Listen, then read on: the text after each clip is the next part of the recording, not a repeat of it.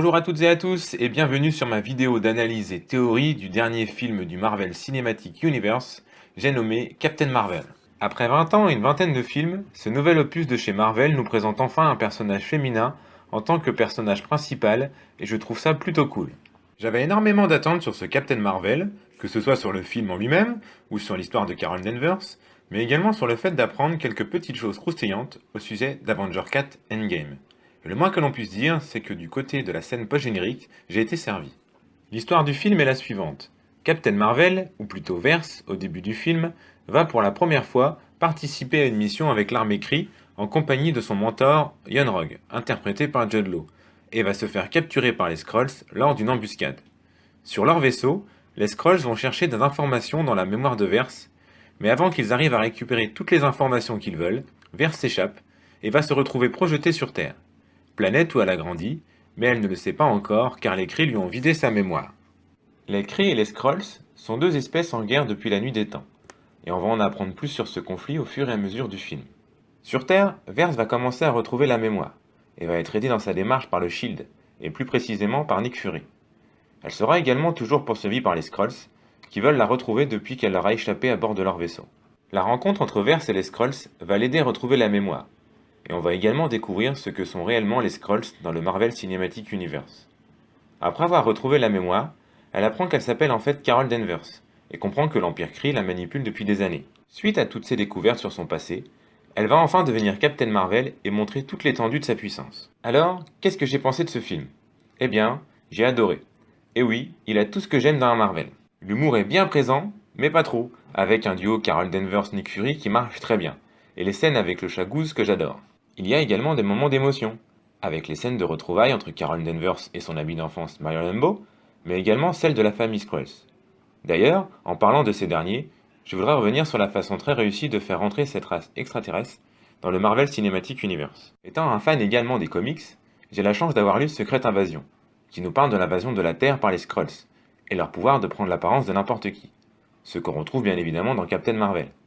Ce que je veux vous dire, c'est que dans les comics, les Skrulls sont loin d'être une race pacifique, et que le MCU prenne le contre-pied comme ça, je trouve ça génial. Je m'y attendais pas du tout. Pour parler des décors et de la qualité graphique, nous savions que le budget de Captain Marvel était moins élevé qu'un Black Panther ou un Gardien de la Galaxie 2. Et nous pouvons constater effectivement que le film est loin de nous en mettre plein les yeux. Même si, quand Carol Danvers se transforme en Captain Marvel et fait éclater ses pouvoirs, ça m'a grave fait kiffer quand même. Mais on constate que pour un film qui se passe en bonne partie dans l'espace ou sur d'autres planètes que la Terre, les scènes sont souvent tournées dans un endroit clos et sombre, en l'occurrence des vaisseaux, et que la seule fois où ils débarquent sur une planète, cette dernière est baignée de brume et également très sombre. Heureusement que l'on aperçoit un court instant la capitale de l'Empire Kree, qui elle est plutôt sympa. Je vais vous parler maintenant d'une chose qui divise un peu les fans. Je parle évidemment de la perte de l'œil de Fury. Cette perte intervient donc par une griffure du chat Goose, alors que ce dernier est très gentil avec Fury tout le long du film, et qui d'un coup décide de le griffer à l'œil. Alors, on sait que les chats sont comme ça dans la vraie vie, et du coup c'est marrant, mais on peut effectivement trouver que c'est un peu juste comme dénouement à la question qu'on se posait depuis longtemps de savoir comment Fury avait perdu son œil. Pour finir sur la partie analyse, je vais revenir sur deux choses qui méritent peut-être quelques explications supplémentaires pour les moins expérimentés de l'univers Marvel. C'est la chronologie du Tesseract, et bien sûr la scène post-générique. Car je pense que le reste du film est compréhensible de tout le monde, car les races Skrulls et Kree sont plutôt bien mises en place et l'intrigue est simple à suivre. Au sujet du Tesseract, on pourra se demander comment Wendy Lawson, alias Marvel, l'a en sa possession, alors qu'on sait qu'à cette époque, il aurait dû être en la possession du père de Tony Stark, Howard Stark, qu'il a récupéré dans l'eau après la mort de Captain America First Avenger. On sait également que Howard Stark a travaillé sur le projet Pegasus qu'on retrouve dans Captain Marvel, dirigé par Wendy Lawson. Il est donc assez facile de comprendre que Howard Stark a remis le Tesseract à Lawson dans le cadre de ce projet. La suite, on la connaît. Le chat Goose avale le Tesseract et le recrache sur le bureau de Nick Fury dans la deuxième scène post-générique de Captain Marvel. Ce qui nous explique du coup pourquoi Fury l'a en sa possession au début d'Avenger 1, et qu'il pratique des analyses dessus avec le professeur Eric Selvig avant que Loki le récupère et s'en serve pour ouvrir un portail pour l'attaque des Chitauri sur New York. Il est temps de parler de la première scène post-générique de Captain Marvel, et le moins que l'on puisse dire, c'est qu'elle est trop classe, et moi qui voulais du croustillant sur Avenger Endgame, eh bien je suis servi. Récapitulons un peu cette scène.